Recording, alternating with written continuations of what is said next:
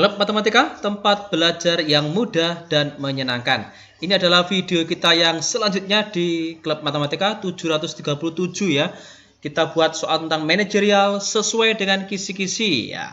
Tentang yang ada di SIM PKP. Kita langsung berikan contoh soal beserta bagaimanakah cara penyelesaiannya untuk soal-soal yang bertipe hot seperti ini.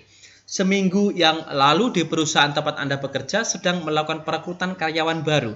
Hari ini, semua dari calon pelamar yang memiliki syarat administrasi diminta datang oleh atasan Anda untuk seleksi. Namun, karena suatu hal, atasan Anda berhalangan untuk datang ke kantor.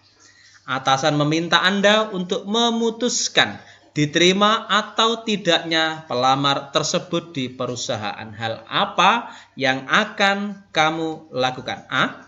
Meminta teman Anda untuk membantu menyeleksi calon pelamar yang memenuhi kriteria yang diinginkan perusahaan. B. Melakukan seleksi berupa tes tertulis dan wawancara singkat dengan para pelamar.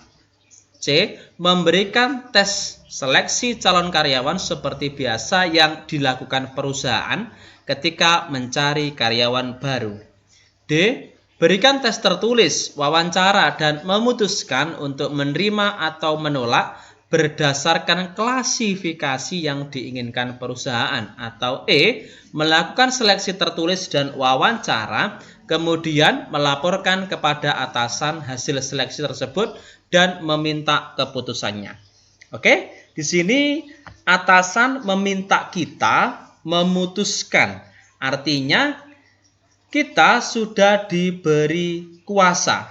Ayo kita coba perhatikan kalimat atasan meminta Anda untuk memutuskan diterima atau tidaknya pelamar tersebut di perusahaan. Artinya Anda sudah punya hak atau berhak untuk memutuskan menerima maupun menolak.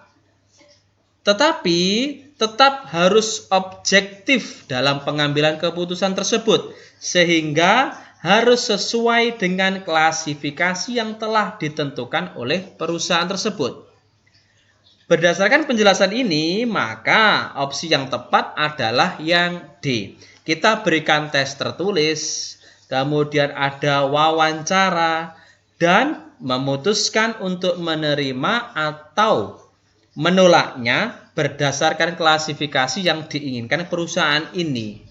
Hal ini menandakan bahwasanya kita ini bertanggung jawab dan juga bisa melaksanakan tugas sesuai dengan instruksi. Jadi jelas jawabannya adalah yang D.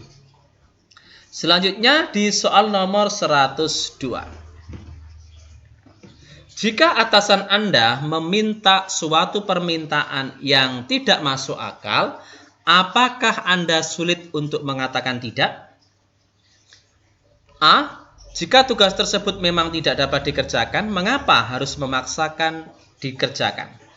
B. Jika tugas tersebut dalam proses hanya dapat diselesaikan sedikit, maka kemungkinan saya tolak. C. Terkadang saya tolak, terkadang saya terima, tergantung bagaimana tugas tersebut dan apakah saya dapat menyelesaikannya. D. Saya jarang menolak perintah atasan kecuali jika hal tersebut benar-benar tidak mungkin. E. Saya akan menerima walaupun bagaimanapun juga hal tersebut adalah perintah atasan. Di sini jawabannya adalah tentu adalah yang C. Terkadang saya tolak, terkadang saya terima, tergantung bagaimanakah tugas tersebut. Ayo kita lihat kata kunci dari soal, yaitu permintaan atasan yang tidak masuk akal. Oke, di situ ada sebuah permintaan dari atasan yang tidak masuk akal. Jadi jawaban yang tepat adalah terkadang saya tolak dan terkadang saya terima, tergantung bagaimanakah tugas tersebut dan apakah saya dapat menyelesaikannya. Jadi jelas jawabannya adalah yang C. Selanjutnya di nomor 103 ya. Di 103 ini, pagi ini Anda meminta bawahan Anda untuk melakukan tinjauan ke lokasi proyek yang kebetulan di bawah tanggung jawab Anda. Namun, Lagi-lagi bawahan Anda tersebut mengingkari janjinya untuk melakukan tinjauan ke lokasi dengan berbagai alasan yang Anda rasa kurang masuk akal. Sedangkan ini merupakan pekerjaan yang sangat penting demi menjaga nama baik perusahaan dan kepercayaan pemakai jasa perusahaan Anda. Sikap Anda A. Tidak lagi memberikan maaf karena ini sudah keterlaluan, karena ia sudah keterlaluan tidak mengindahkan perintah Anda, padahal itu adalah pekerjaan yang sangat penting. B. Berhenti mempercayainya sejak kejadian pertama hingga selanjutnya. C. Melaporkan hal ini kepada pemilik perusahaan agar mendapatkan hukuman agar dia memahami tugasnya untuk masa yang akan datang. D. Berani berkata tegas dengan menegurnya agar bertanggung jawab. Atau E. Tidak cepat percaya dengannya jika diserahkan tugas lagi untuk kedepannya. Oke, di sini topiknya yaitu tentang menggerakkan atau mengkoordinir orang lain, tipe-tipe soal manajerial. Indikatornya di sini adalah sebagai katalisator yang dapat membawa perubahan dan bisa mengatur bawahan. Nah, permasalahan dari soal ini adalah Anda meminta bawahan Anda untuk melakukan tinjauan ke lokasi proyek, tetapi bawahan Anda tidak menjalankan tugas tersebut dengan alasan yang tidak masuk akal.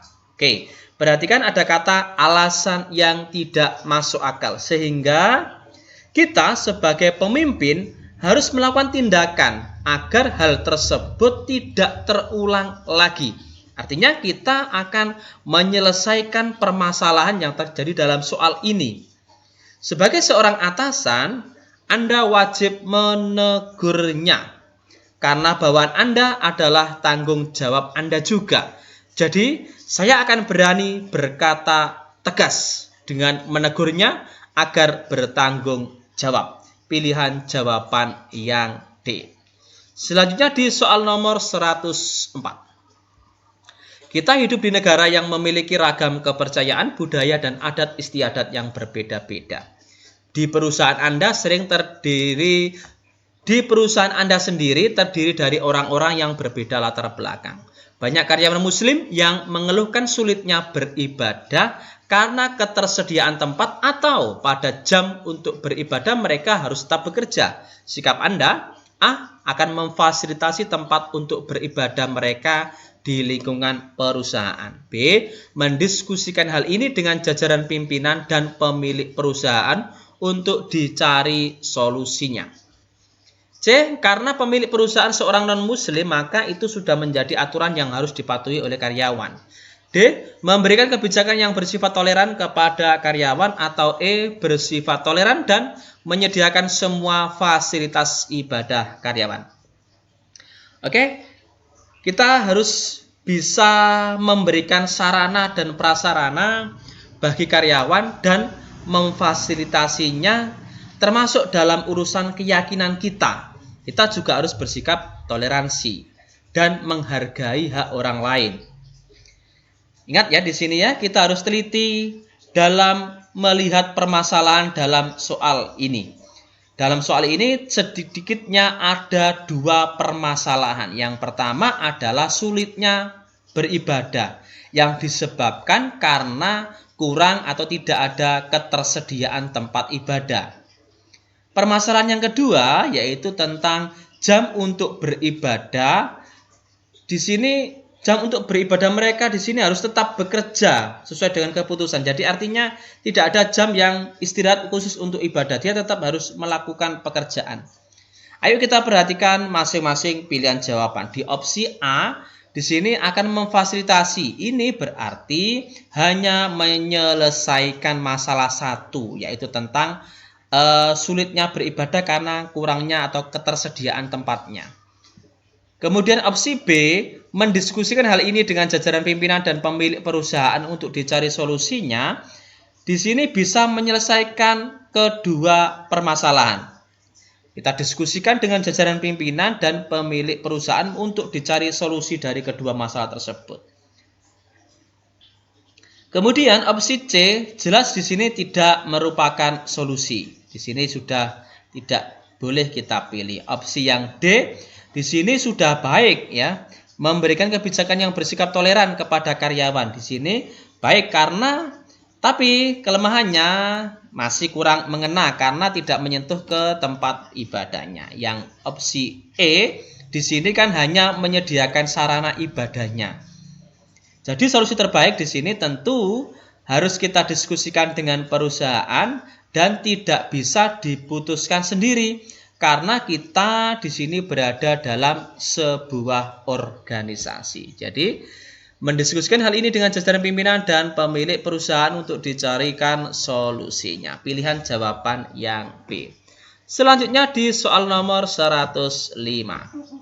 Anda ditunjuk menjadi seorang pemimpin pada sebuah tim dari berbagai lulusan universitas terkemuka.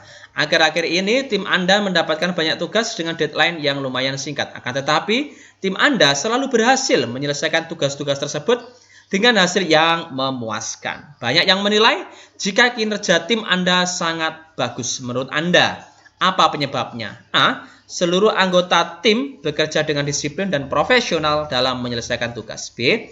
Semua anggota tim menjiwai tujuan tim. C. Anggota tim masing-masing mempunyai potensi yang bagus di setiap bidangnya. D. Kekompakan, bermusyawarah dalam bekerja. Atau E. Motivasi yang bagus kepada seluruh anggota tim. Oke, di sini adalah tentang kemampuan bekerja dalam kelompok yang indikatornya adalah tentang kesadaran akan tugas dan tanggung jawab yang dilaksanakan dengan disiplin dan kooperatif. Ingat, kesadaran masing-masing anggota tim dan disiplin terhadap pekerjaan. Maka opsi A, yaitu pilihan jawaban yang A, yang seluruh anggota tim bekerja dengan disiplin dan profesional dalam menyelesaikan tugas, di sini merupakan opsi yang paling tepat, yang menunjukkan bahwasanya tanggung jawab, ada sikap tanggung jawab terhadap sebuah pekerjaan. Jadi ada kontribusi dari seluruh tim Anda.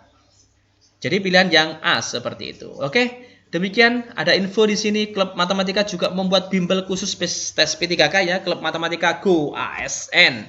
Untuk paket belajarnya kita buat sesi belajar interaktif, kita berikan soal-soal yang hot, mentor langsung dari Klub Matematika, tryout-nya juga rutin, ada kuis. Setiap pertemuannya juga ada, kita buat tryout atau mini tryout setiap minggunya. Di sini untuk paket belajarnya jadwalnya dari Senin sampai Jumat, ini manajerial, sosiokultural, teknis. Kamisnya adalah TBS, Jumatnya wawancara, Sabtunya adalah mini tryout, kemudian minggunya kita buat tryout. Bimbingan sejak Anda mendaftar sampai tes P3K ini dimulai. Jadi sangat-sangat komplit di sini. Untuk informasinya silakan diklik, ini adalah nomor WA saya atau Telegram juga bisa. Atau juga kita sediakan linknya di kolom deskripsi, tinggal diklik saja. Fasilitas tersebut hanya 200.000 dan hanya sekali bayar sampai tes P3K ini dimulai atau sekitar bulan Agustus. Jadi sangat lama. Silakan manfaatkan kesempatan ini sekarang juga. Jangan lupa like, subscribe, bagikan jika dirasa video ini bisa bermanfaat bagi orang lain. Terima kasih dan tonton kami di video selanjutnya di Klub Matematika, tempat belajar yang mudah dan menyenangkan.